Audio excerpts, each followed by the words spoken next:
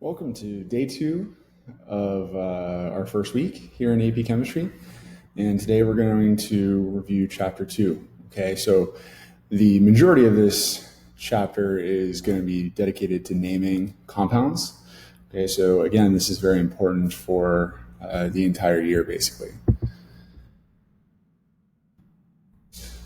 So first we've got a few chemical laws that are going to be cornerstones for what we're doing here in chemistry. And the first one is the law of conservation of mass, which was developed by Antoine Lavoisier. And he determined that mass can neither be created nor destroyed in a chemical reaction. It just will change in some way. Okay, so the elements that make up these compounds are going to break or form bonds. Okay, so next is Joseph Proust, and he developed the law of definite proportion.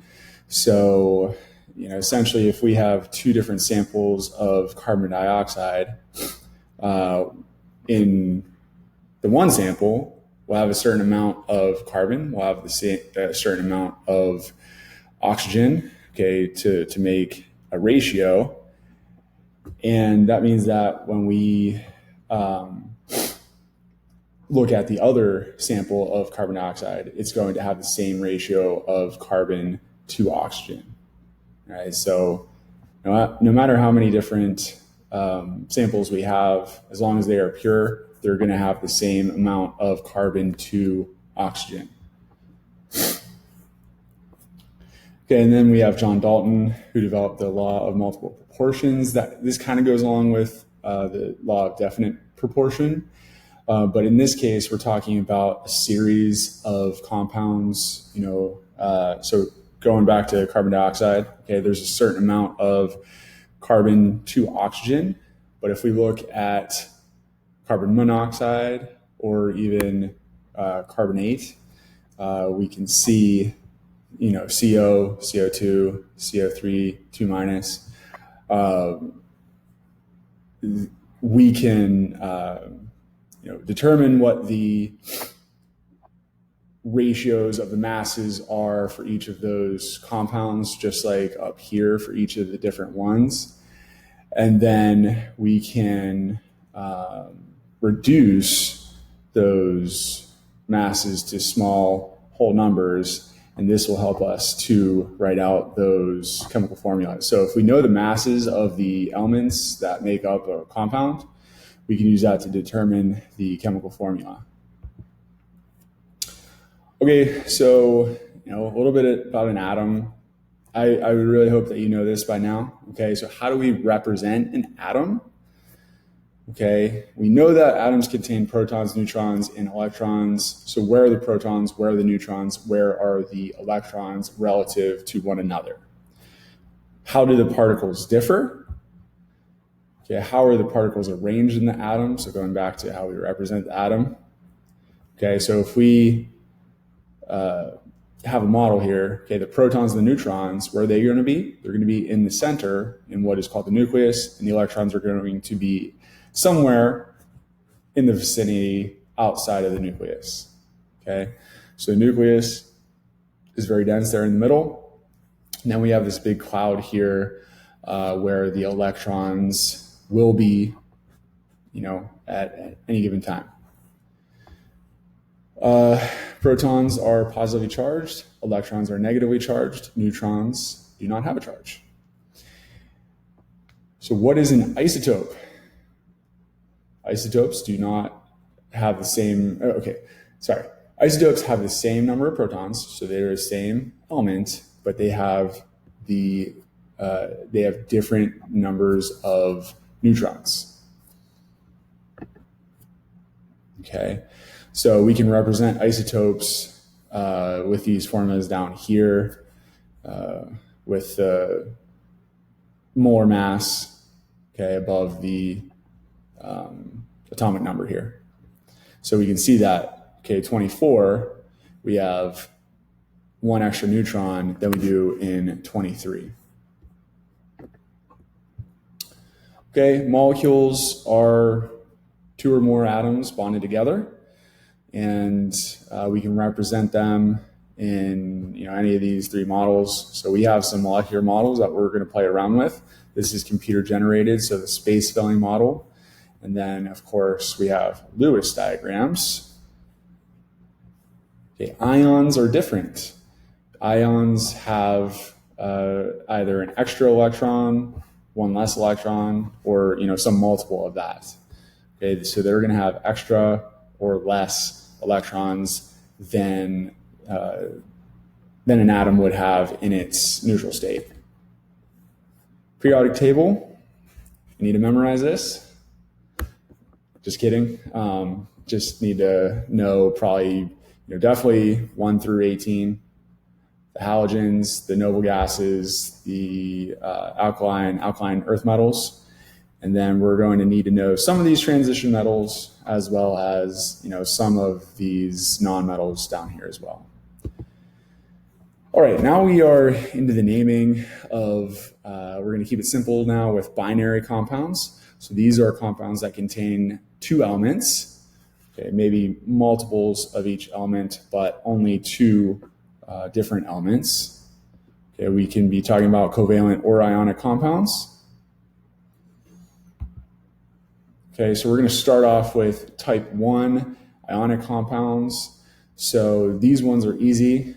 So these will go with the cation being named first, which is just the name of whatever the cation is. So that's going to be the positively charged part of the molecule. And then the anion comes next. And the anion, the end is takes the IDE, so an ide.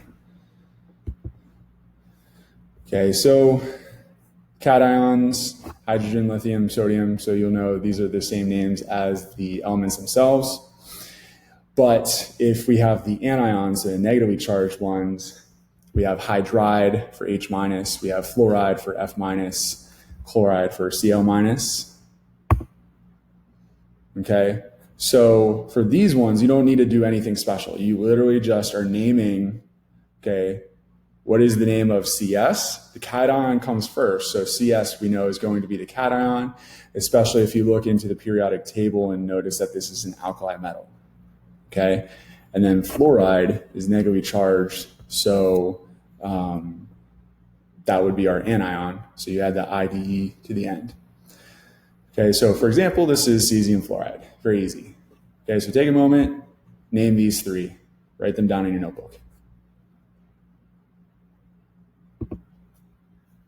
Next we have type 2. This is a little bit more complicated, but it is not too bad.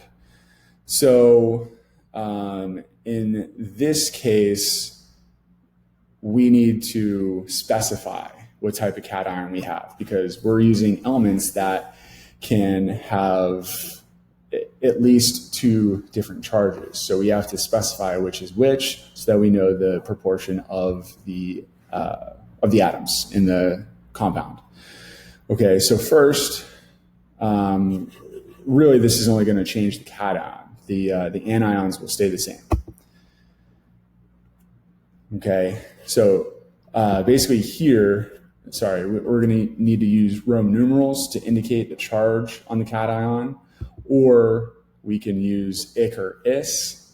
But for this case, we're going to stick with the Roman numerals. If you want to also write them down as ik or is, that's fine too.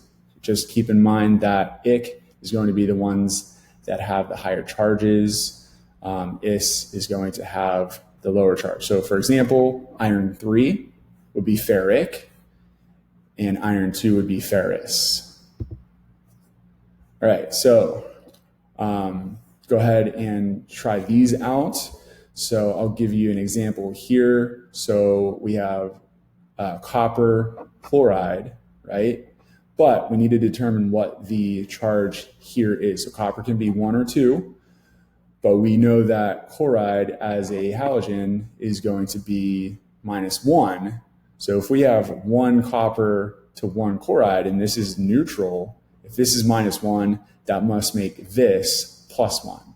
So this would be copper 1 chloride or cuprous chloride. All right, so try this with B and C, and then go the opposite route here and write out the chemical formula for manganese 4 oxide and lead 2 chloride.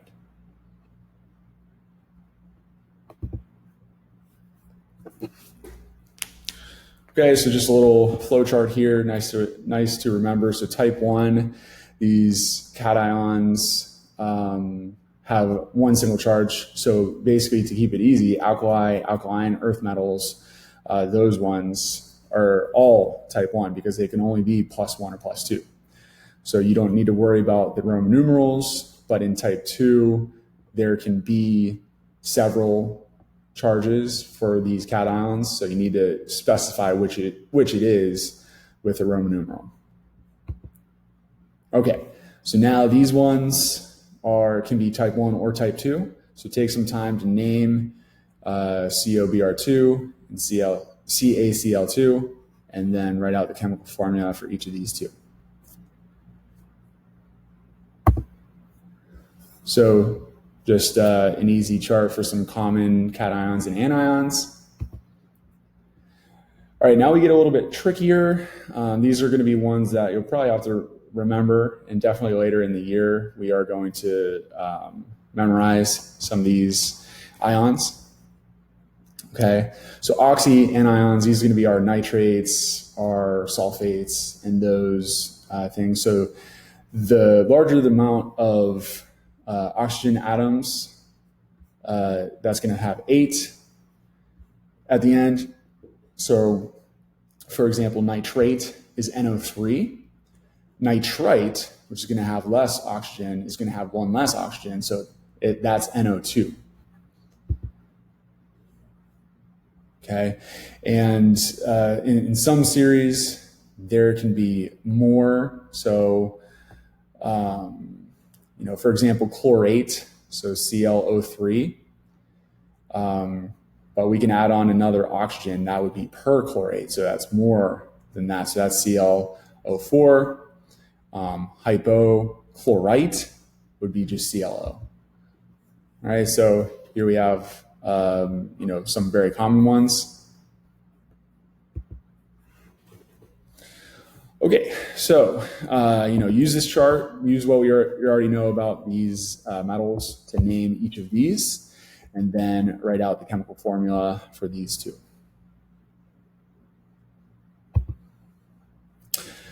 Now we get into type 3. So this one is going to involve two different non-metals.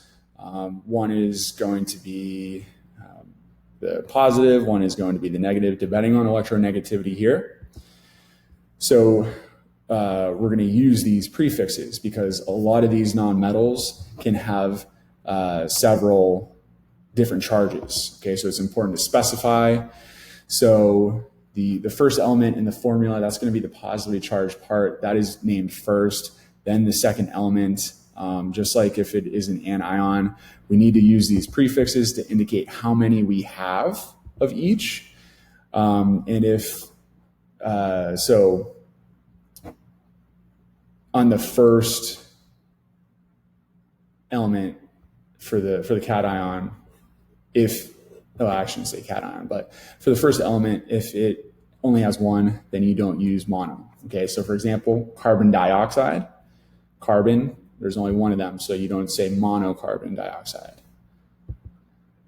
All right, so practice naming each of these.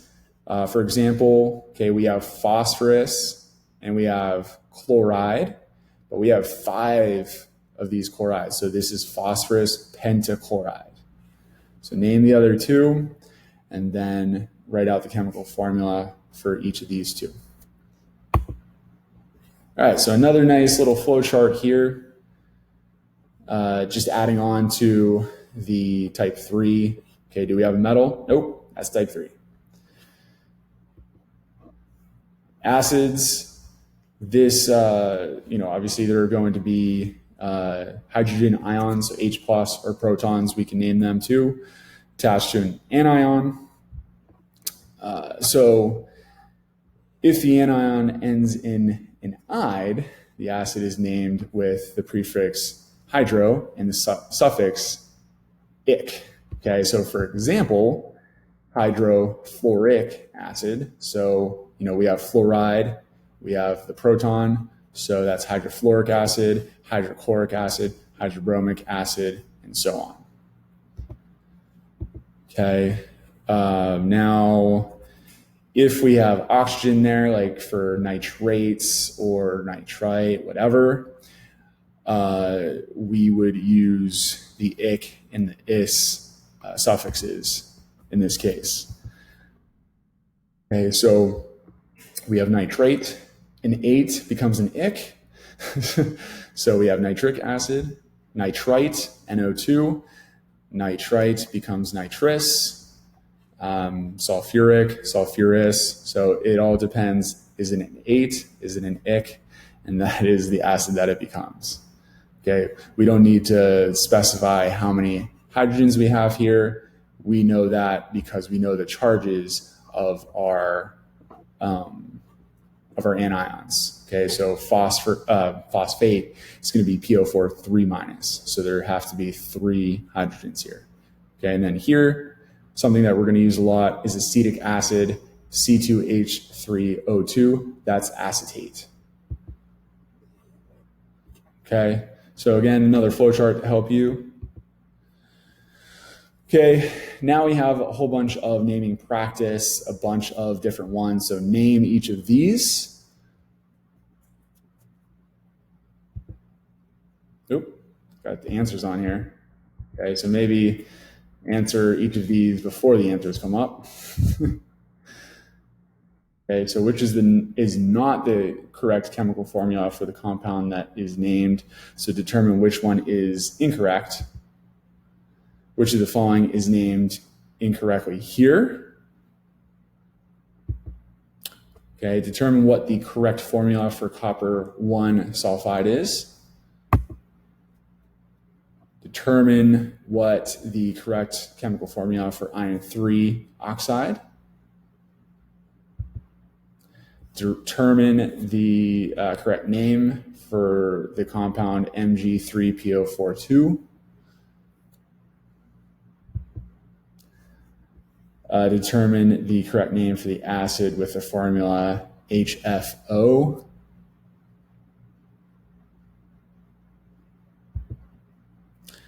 And that is the end of our Chapter 2 review. We will get into 2.3 and 2.4 when we are in Unit 1. Okay, so the big thing that I want you to get out of this chapter is the naming. That's super important. You will have a homework review assignment at a later time. Okay, so it's going to be very important for you to know what is going on here. Okay, if you have any questions, please post or email, and I will get back to you when I can.